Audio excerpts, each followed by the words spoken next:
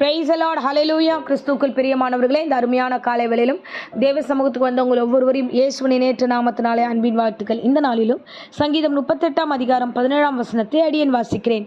நான் தடுமாறி விழ ஏதுவாய் இருக்கிறேன், என் துக்கம் எப்பொழுதும் என் முன்பாக இருக்கிறது. ஆமென், ஹல்லேலூயா.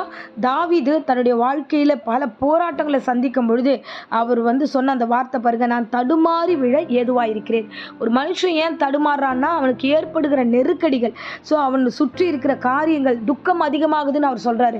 அப்போ துக்கம் வருகிற அளவுக்கு பல செய்திகள், பல வார்த்தைகள் அப்படி வரும்போது தான் இந்த காரியம் எல்லாம் நமக்கு நடக்கும். அதுதான் அவர் சொல்றாரு, ஆண்டவரே நான் தடுமாறி விழ ஏதுவா இருக்கிறேன். ஏன்னா என் முன்னாடி எல்லாமே நான் நிற்கிறதுக்கான வாய்ப்பு இல்லை, நான் கேட்குற வார்த்தைகளும் சரியா இல்லை, என் துக்கம், என்னுடைய இருதயத்தின் துக்கம் அதிகமாக இருக்கிறது, நான் இப்படியா இருக்கிறேன். தொடர்ந்து மேல் வசனங்கள் பார்த்தோம்னா 12, 13 வசனங்கள் எல்லாம் அவர் சொல்லுகிறார், என் பிராணனை வாங்க தேடுகிறார்கள், எனக்கு கண்ணிகளை வைக்கிறார்கள், பொல்லாங்கு செய்கிறதுக்கு தேடி கேடானவைகளை பேசி நாள்தோறும் வஞ்சிக்கிறார்கள். என்னை சுற்றி இருக்கிறவங்க எனக்கு எதையாவது பண்ணணும், பிரச்சனை பண்ணணும்னே சுற்றிக்கிட்டு இருக்காங்க ஆண்டவரே.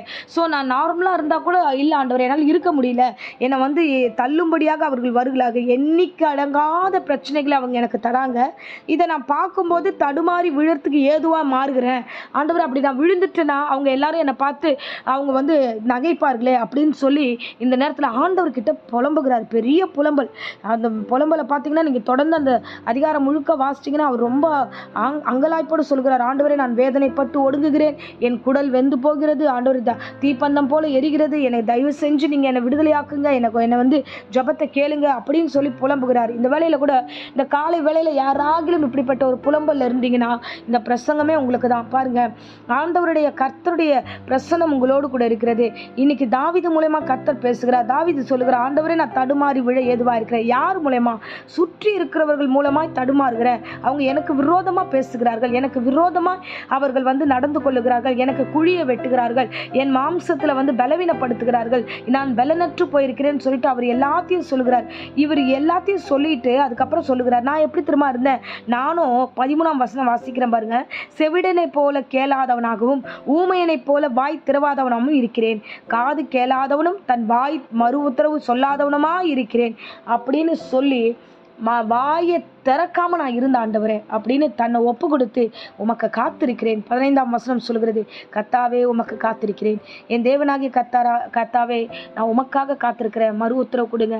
அப்போ பிரச்சனை வரும்பொழுது பேச சொல்லி நமக்கு இன்னைக்கு காலையில் சொல்லலை. பிரச்சனையா அமைதியாக ஜோமனு தேவ சமூகத்தில் ஒப்பு கொடுங்க, கேளாதவனை போல இருங்க. யார் உங்களை பற்றி பேசினாலும், அது ஆஃபீஸில் இருக்கலாம் பாருங்க, நீங்கள் நம்புறவங்க எல்லாருமே உங்களை உயர்வாக பேசுவாங்க, அப்படி மதிப்பாக பேசுவாங்க, அப்படியெல்லாம் கிடையாது. எல்லோருமே சுயநலமாய் அவரவர்களுக்கு எது சரியோ, அவர்களுக்கு எது பிரயோஜனமோ, அவரவர்களுக்கு எது நன்மையோ அதை தான் ஜனங்க பேசுவாங்களே தவிர நீங்கள் செய்கிற நல்லதோ, நீங்கள் செய்கிற நன்மையான கிரியைகளோ, இல்லை மற்ற அன்புகளோ அதெல்லாம் யாரும் பேச இப்போ ரெடியாக இல்லை. ஏன்னா இது கடைசி காலத்துக்கு வந்துட்டோம். அன்பு தணிந்து போகும். நீங்கள் பண்ண எதுவுமே யாரும் மைண்டுக்கும் வராது. யாரும் அதை நினச்சி அப்பா இவ்வளோ தியாகம் நமக்காக பண்ணியிருக்காங்க, இவங்களை நம்ம பேசவே கூடாதுன்னு யாரும் நினைக்க மாட்டாங்க. நீங்கள் பண்ணுற அன்னன்ன காரியத்தை அவர்கள் என்னவா நினைப்பாங்கன்னா, இவங்க இப்படி பண்ணுறாங்க பாரு, இவங்களுக்கு எல்லாம் பண கொழுப்பு அப்படின்னு பேசுவாங்க. இல்லைனா இவங்க படிச்சுட்டு அந்த திமிரில் பேசுகிறானுவாங்க. இல்லைனா இவங்களுக்கு வாழ்க்கையில் எல்லாமே உருவாயிடுச்சு, அதனால் இவ இப்படி நடந்துக்கிறா அப்படின்னு உங்களுடைய ஆசீர்வாதத்தை வச்சு தான் எல்லாமே பொறாமையாக பேசுவாங்க. நீங்கள் என்ன பண்ணணும்? இன்னைக்கு பிரசங்கம் என்னன்னா, என்ன பண்ணணும்? தாவீது கற்றுக் கொடுக்குறார், நான் தடுமாறி ஏதுவாக இருந்தேன், ஆனால் எனக்கு இந்த துக்கத்தை ஏற்படுத்துகிறவங்க முன்னாடி நான் எதுவுமே பேசலை. தயவு செய்து எந்த வார்த்தையும் நீங்கள் பேசாதிருங்கள், எந்த வார்த்தையும் ஒப்பு கொடுக்காதீங்க. ஏன்னா யோபுடைய வாழ்க்கையிலும் அப்படிதான். அவனுக்கு முன்பதாக அவன் நண்பர்கள் ஏராளமாய் பேசுகிறார்கள், நீ தப்பு பண்ணிருப்படா, நீ அநியாயம் பண்ணிருப்ப, அதனால தான் உனக்கு இந்த வாழ்க்கையில உபத்திரவம் சொல்லி பேசினாங்க. ஆனா யோபுவோ தன் வாயை திறக்கலன்னு வேதம் சொல்கிறது. அவன் பேசவே இல்லை. அவங்க பேசின தப்புக்கெல்லாம் அவன் ஒரு ஜெபம் பண்றான், ஆண்டவரே இவர்களுடைய எல்லா மீறுதலையும் எல்லா காரியத்தையும் மன்னிங்க, இவங்களுடைய உபத்திரவத்தை எடுத்து போடுங்க அப்படின்னு அவங்களுக்காக பரிந்து பேசி அவன் ஜெபிக்கிறான். ஜெபித்த உடனே கர்த்தர் யோபுடைய சிறையிருப்பை மாற்றினார். உங்களுக்கு விரோதமா பேசுறாங்களா, உங்களுக்கு விரோதமா நடந்து கொள்ளுகிறாங்களா, இருக்கிறாங்களா, தடுமாறுறீங்களா, தடுமாற்றமான ஒரு சுச்சுவேஷனை நீங்கள் கடந்து போறீங்களா, துக்கம் பெருசாக இருக்கா, உடனே ஆண்டவரே எனக்கு விரோதமாக இவங்க தான் இருக்கிறாங்க, இவங்க வாழ்ந்திருக்கட்டும், இவர்களை ஆசீர்வதிங்கன்னு சொல்லி ஒரு ஜெபம் பண்ணி விடுங்க. நீங்கள் எதை குறிச்சும் பேசாதீங்க, எதையும் தர்க்கம் பண்ணாதீங்க, எதையும் ஒப்பு கொடுக்காதீங்க.